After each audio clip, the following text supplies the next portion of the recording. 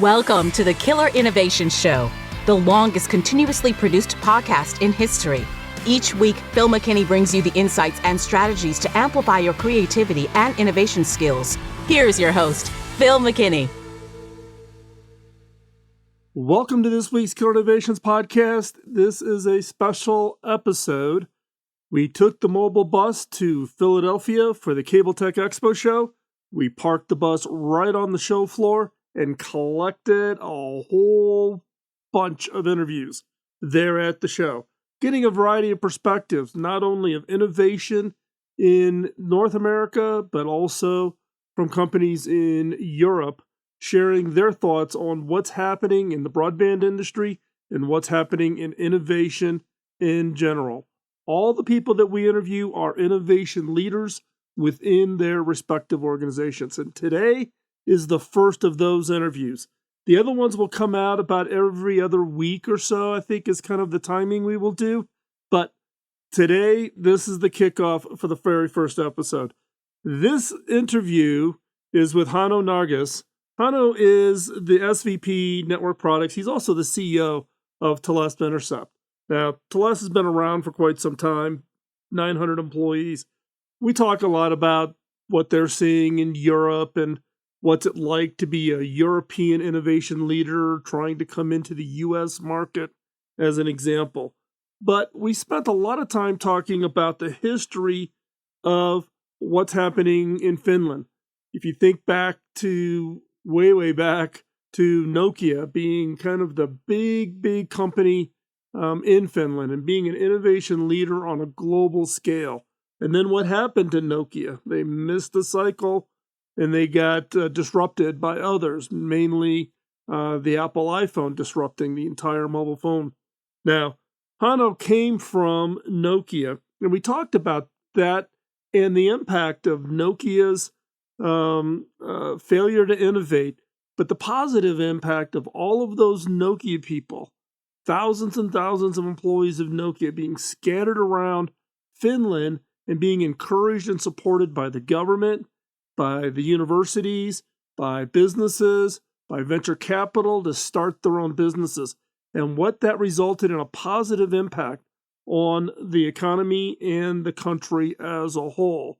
So that was a very interesting part of the conversation. We talked about a lot of things, but that's the thing I think you really want to listen into and pick up the lessons learned on change, transformation, and what happens to you when you get disrupted.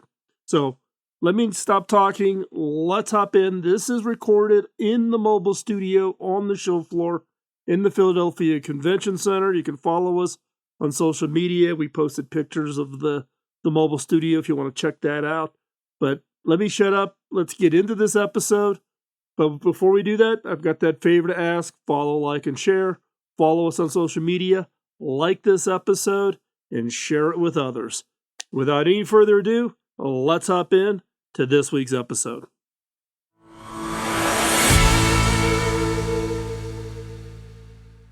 Hanno, I want to get a little bit of background. You're here at the show. You're showing stuff. So what do you think of the show so far?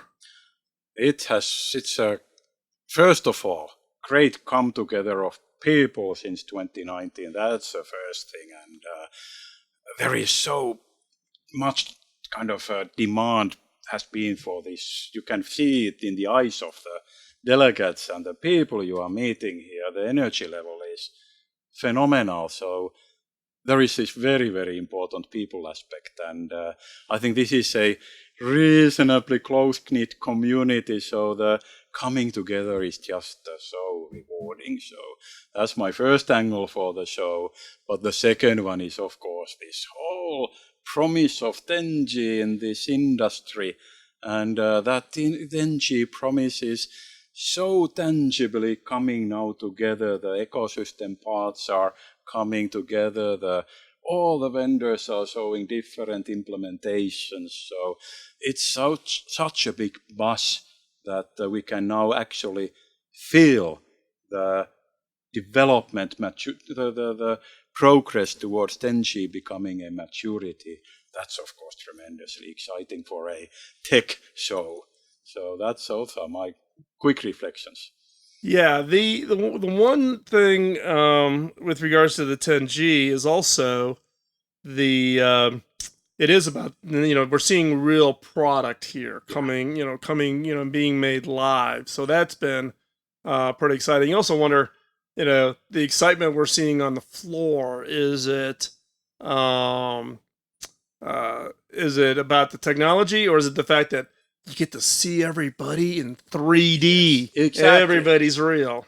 And it's a combination of those two, I think, which is pumping the energy level really high. Yeah. Well, I agree with that. I do agree with that, and it is an interesting challenge with regards to the challenges of how do you make this innovation real. Now, you're based out of Helsinki, right? Yeah. And one of the challenges that a lot of innovators have is you're innovating in one part of the world, and now you're trying to bring your innovations to other parts of the world, right? And there's perceptions of everything has to happen in Silicon Valley, right? Yeah. And this is actually, it's been one of the missions of the show. I did a whole series of what I called rural innovation. So I took my bus and we went into rural Kentucky and Tennessee and Mississippi and great. Indiana, finding innovators that are not in the hubs like Silicon Valley or Austin or Boston or whatever. Yeah. But people who aren't familiar, though, Helsinki's got a heck of a reputation as being a hub of innovation. When you think about Nokia, and you think about, I don't know, I've lost track. There's probably got to be 300 or 400 companies that spun out as a result of the engineers when Nokia kind of did the nosedive, and then everything got spun out. In fact, I did I wrote a whole article years ago on comparing Kodak and Nokia. On companies that failed to innovate to the next step. Right. They kind of got stuck. But Helsinki's got this very vibrant. In fact, we were laughing before we started recording. We have a common friend. Exactly. In the form of Peter Vesterbach. And I've talked about him on the show. And Peter's actually fed us guests, that have been on the show, that type of thing. But Peter worked for me at HP. He's very well known in Helsinki. Absolutely heroistic figure. He's the guy. He was head of marketing at Angry Birds. So if you either love or hate Angry Birds, I can put you in contact with Peter and you can complain about it for the listeners. But Helsinki has a great reputation. And the country, I think they particularly stepped up pretty strongly when the whole Nokia thing was happening. Absolutely. So they took it on as almost national pride. Actually, and actually I can build on that. Well, I'm an ex-Nokia alumni. Yep. So I was 10 years there. And actually I spent out of those 10 years, 4 or 5 years in the Nokia Ventures unit. And now, obviously, with the mobile business development, which went like it went, there was a lot of Nokians, I'm an example of that were seeking to different avenues in the career path. And while Nokia was a kind of, it was almost like Finland is Nokia. It was so big. But I think that has been the best thing for Finland, that these hundreds and thousands of people from Nokia eventually spread to all the different industries, companies, verticals, and that background of Nokia was just giving so much perspective of global business and courage, what you can achieve when you are ready to go to the world with your ideas. That is interesting, right? Because I run into this given, when I retired from HP, I get called from a lot of, small and medium-sized companies wanting to go to global scale. And those of us who've lived, you at Nokia, me at HP, it's a different skill set to try to go to global scale. And the world's changed. And Finland is, the startup companies are happening almost on the polar circle, way up north. So going from there and conquering the world, it's a big challenge. And it's a daunting challenge. And having there some experience, how to do that, which Nokia people had, Right. has been really, really valuable. You talk about the Arctic Circle. I built Karlskrona, Sweden, Yeah. which is 50 kilometers south of the circle. Yeah. You know, I don't think I've ever been so cold in my entire life. And I grew up in Chicago, Chicago is known for being cold. But boy, that's cold. man, that and you guys, the whole sun thing, never getting up, in the wintertime. But again, it is interesting, right? Because everybody, for people nowadays, Nokia has been gone for a while, so and particularly the younger generation wouldn't know the history of what happened there. But again, I think what I was always impressed was the country stepping up to put together systems and infrastructure and funding and support for all of these spin outs. And I think you're right. I think Finland is 1,000 times better with that diversity of ideas and diversity of industries and the diversity of work that it's had an amazing impact on a global basis. And now, here you are, you're an ex-Nokia coming to the U.S. with products that you've been selling quite successfully in Europe. Now coming to, what's it like though because how many employees you have now? 700-800. Right. So many people go, oh my God, that's huge. I got to keep remembering when I retired from HP, we were 240,000. Exactly. So there's always a different, concept of scale. Yeah. But what have you seen trying to bring an innovation from Europe to the US? Yeah. Easy, hard? Well, coming to a new market like US is always hard. But, the only vehicle that we can create interest here is innovation. Come on, that's right. That's the foundation. Otherwise, come on, this is the heart of cable industry. All the techie innovations traditionally have been coming from here. Why should somebody listen to a company coming from far north in Europe? The reason is innovation and kind of the finesse of engineering capabilities. That's the heart.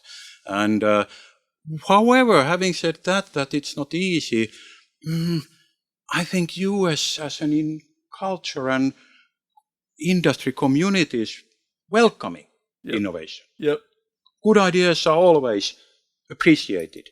And I would say even beyond that, good ideas are appreciated and people who bring those good ideas are appreciated. Yep. And you need both. You do. And I think I'd be interested in your perspective because, I came into this industry. I wasn't in this industry before. I retired from HP, get talked into taking on the CEO role at Cable Labs, coming into the cable industry. And everybody's like, cable?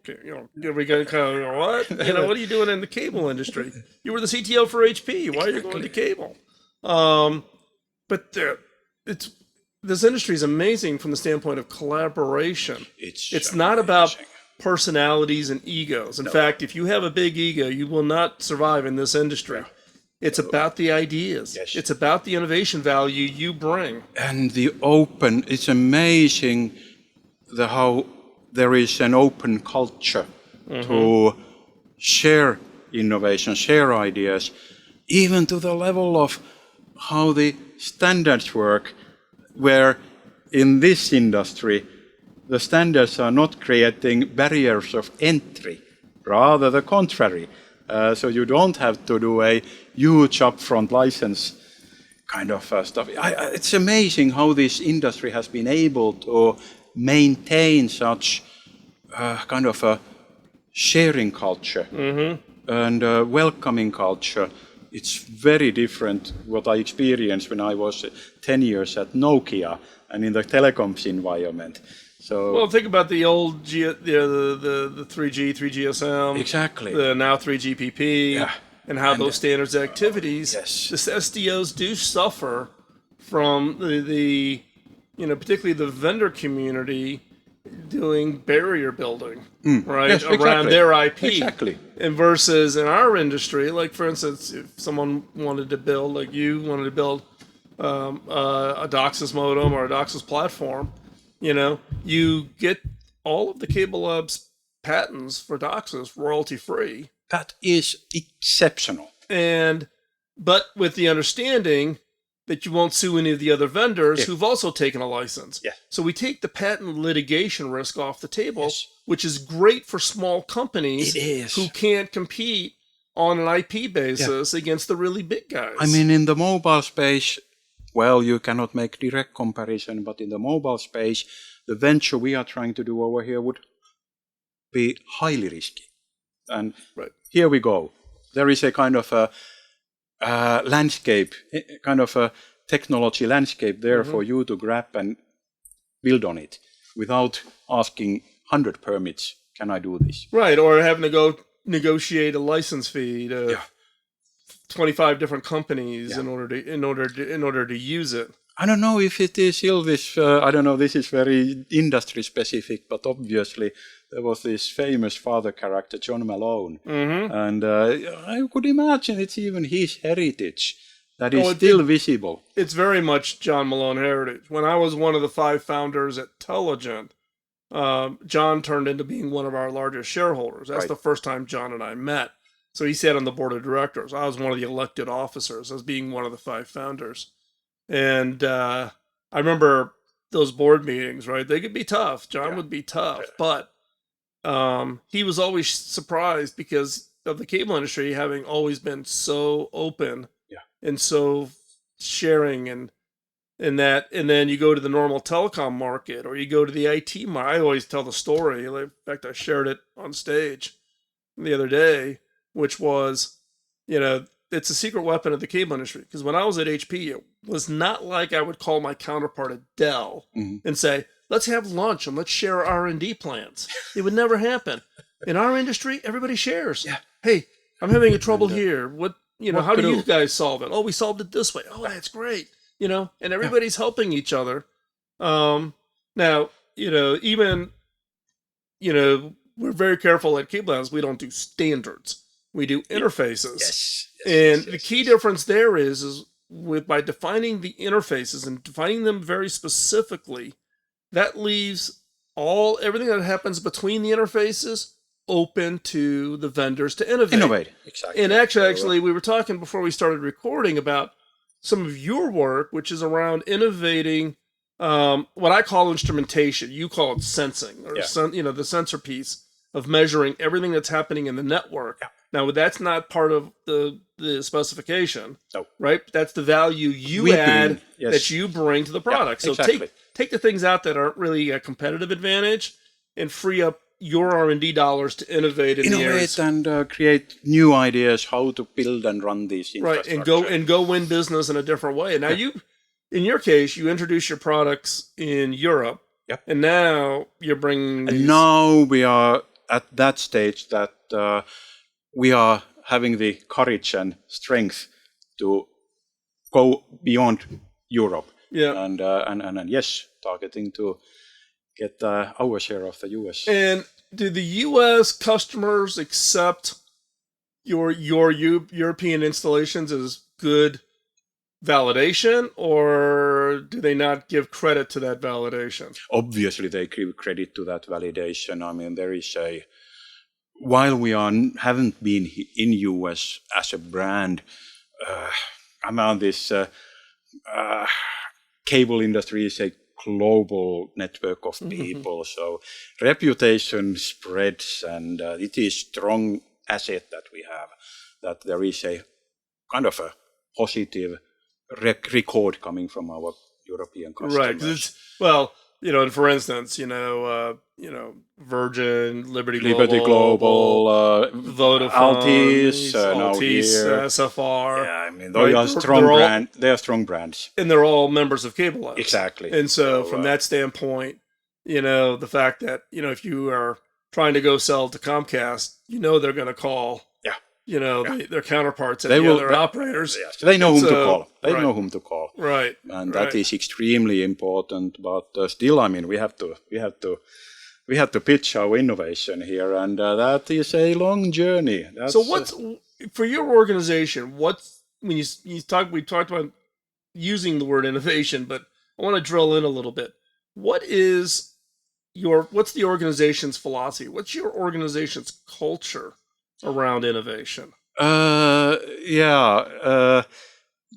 is a kind of I don't know how it sounds, but while we do lead innovation, we have a process for innovation. It sounds very bureaucratic, but we do lead our innovation.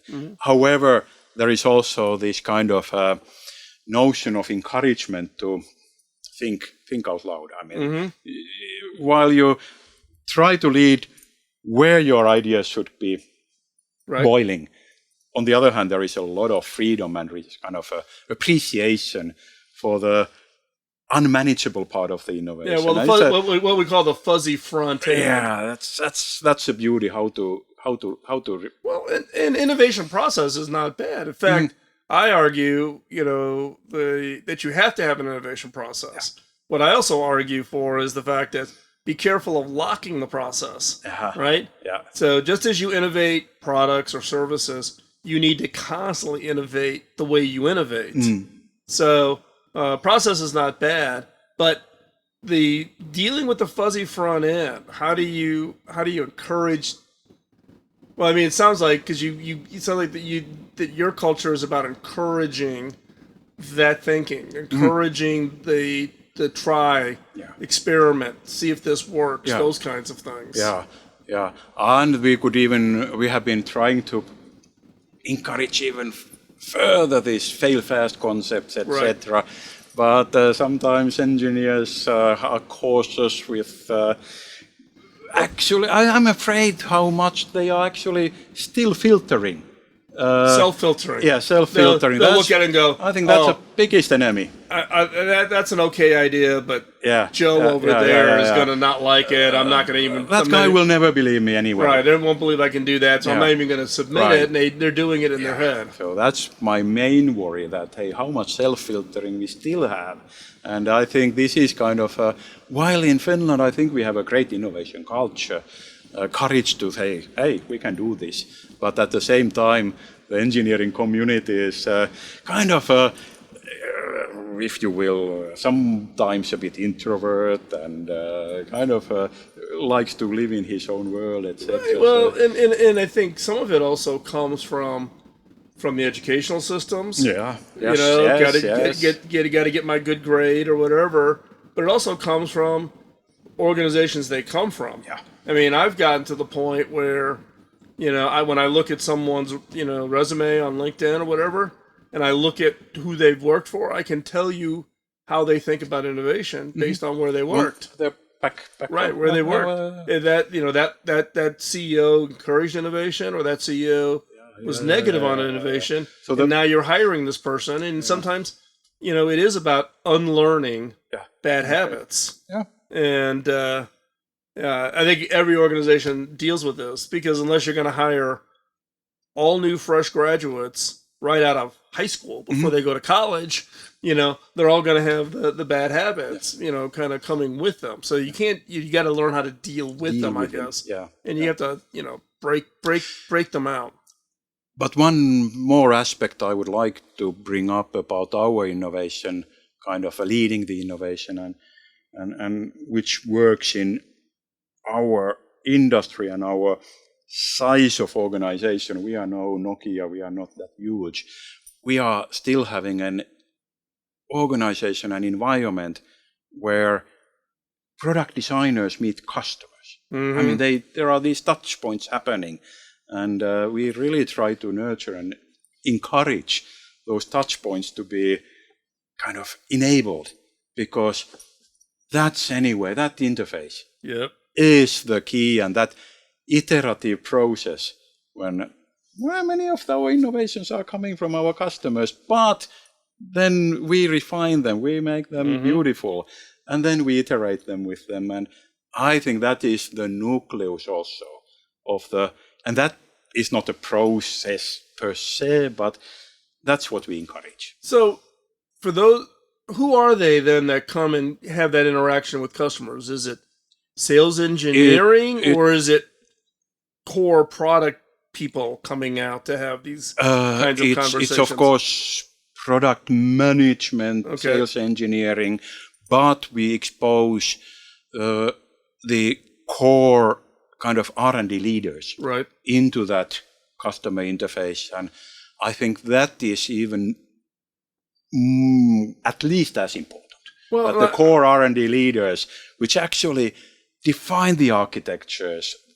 Product managers can do that to a certain extent, but they do not lead the implementations. It's the architect guys. And that interaction is the beauty. Well, and I absolutely 100% agree. And, you know, a lot of, you know, other organizations try it, but they struggle with it because then do the R&D leads, are they open to that, or is it just part of the culture? They're expected to get that input? I've seen organizations where someone from product marketing says, exactly. I talked to customer A and they say A and they go, that's stupid. We're never going to do that. And you end up with this, you know, it doesn't get across to actually be, you know, implementable. Utilized. It's kind of, there are other factors kind of putting limits to how much that happens. Now, you know, as said, I think this works in our size of a business operation and our industry because, you know, our customer relationships are 20 years old or 10 years old, and the people are there and they know each other from 10 years back, and there is a trust forming, which it's a personal relationship. It's not a selling organizational. Exactly. I trust you because we've done this before. Exactly. And I know I can be transparent with you, and you're not going to think negatively or whatever. And we hence have less interest because we have shown that it works when we do that in those engagements. So there are not sales account managers who they see that some goodies are happening. Right. So the brakes are off. Yeah. But that is possible because of this kind of a reasonably limited community of people who have been doing this time and again. Yeah. Well, I absolutely. It is interesting about people with longevity, you know, that have built up long-term, you know, relationships because of how long. And this is what's unique about the cable industry. I mean, I just passed 10 years in the cable industry, and I'm still somewhat of a newbie because the average tenure in the cable industry is like 20-some years. Yes. I mean, once you come into the industry, nobody ever leaves because it's such a great industry. Trust and transparency. Yeah, I mean, but inside of organizations, you know, how long have your company been around now? We have been in operation since 1954 when the broadcast TV started in Nordics. So that's when we started our business. We did 4 wall outlets. That's how we started. Well, and it's like HP started in 1938. Yeah. Right?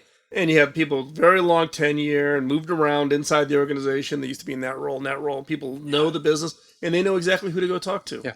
You know, you don't have any of that internal friction at all.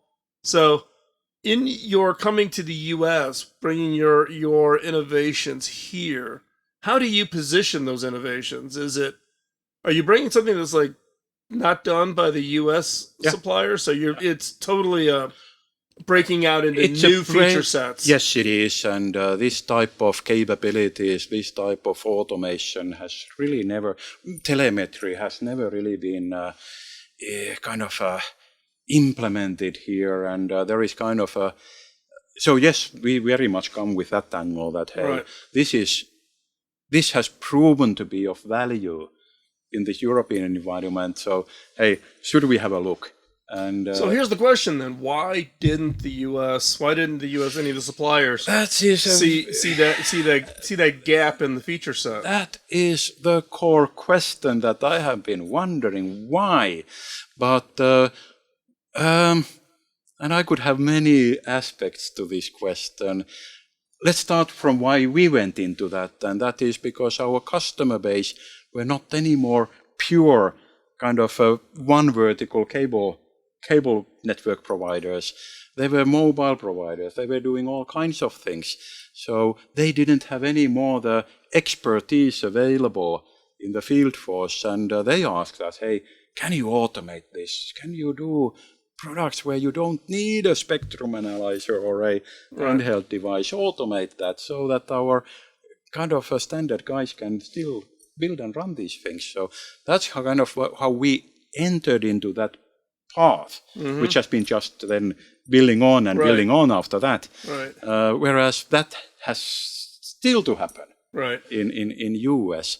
But I would also throw a bit different angle into this. And on the other hand, kind of a bit different thinking, a bit even radical thinking. Does it happen where the incumbent kind of heart of the industry is? Not necessarily so.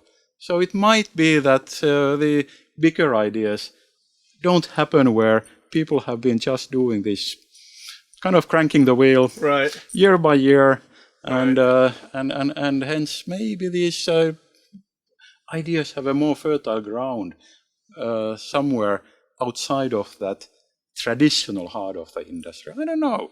Yeah, it's an interesting idea. What we've found in the U.S., what I've seen with like new companies coming up, is actually the bigger guys struggle with bringing in the newer ideas, and so the smaller operators, are the ones that are much quicker to embrace because of the same issue. How do I equip my field staff who maybe not? I don't have. Struggling hiring. I can't get people to move to these rural areas. I need tools to augment my staff rather than labor to do the work. And so they tend to do it. And what's really unique about the industry is the big guys don't get their nose bent out of shape. If a smaller operator tries something and it works really well, then the big guys will go, okay, I'm going to try that. I will have a look. I'm going to have a look. I'm going to, they use it almost.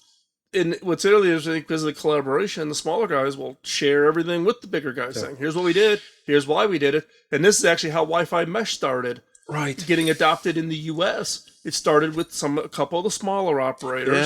And then they published and shared with the bigger operators saying, here's what we did, here's what we saw performance-wise. We think this is cool. And this is cool. And then the bigger guys all hopped on the bandwagon. So this is where the industry collaboration is so valuable. But perhaps we are a bit back into this filtering. So these ideas are not having that fertile ground in big organizations. And, well, the not invented here is I don't know. Well, NIH is, everybody always asks about, does NIH only happen in big companies? No, you could be a 5-person startup and you get not invented here problems. So as we wrap up the today's discussion, give us a thought. If a listener is struggling with an idea, what advice would you give to that budding entrepreneur who's trying to figure out how to move the ball forward?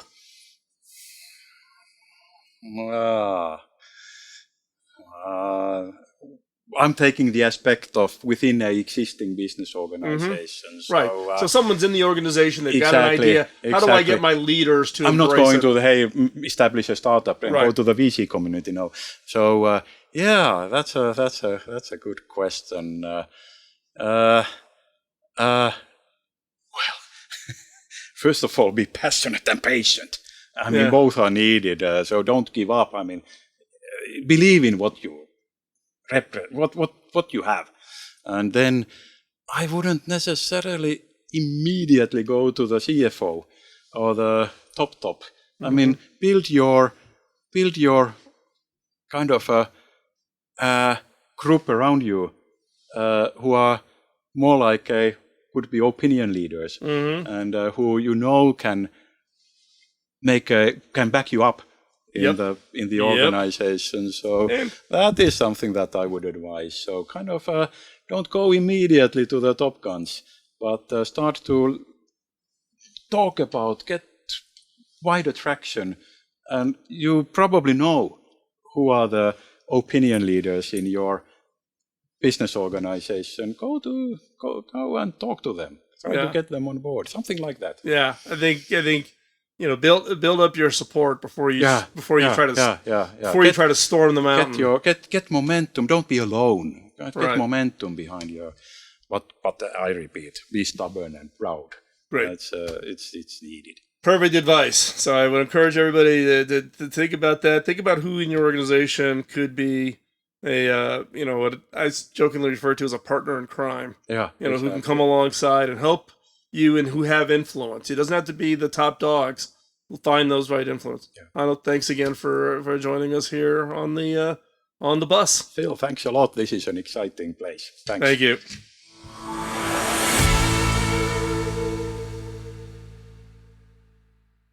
So I'll tell you my perspective of the opening of the show in Philadelphia. It was a lot of energy, a lot of excitement. Hanno shared his thoughts on it.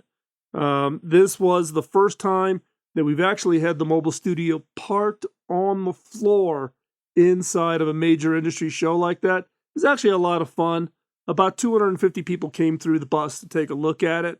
Next show up, we will be at Consumer Electronics Show in January. So if you're in Las Vegas for Consumer Electronics, come find the bus. More than happy to let you come in, take a look at the studio.